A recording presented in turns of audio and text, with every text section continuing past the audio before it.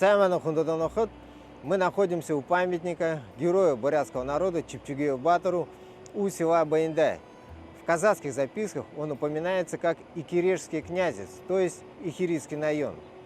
В апреле 1641 года Чипчугей Батор отказался сдаться внезапно напавшим на его улус казакам, многих из них ранил, отстреливаясь из лука вместе со своим старшим сыном, и заживо сгорел в подожженной казаками собственной деревянной юрте вместе со своим сыном. Перед этим он выпроводил из юрты свою жену и двоих детей.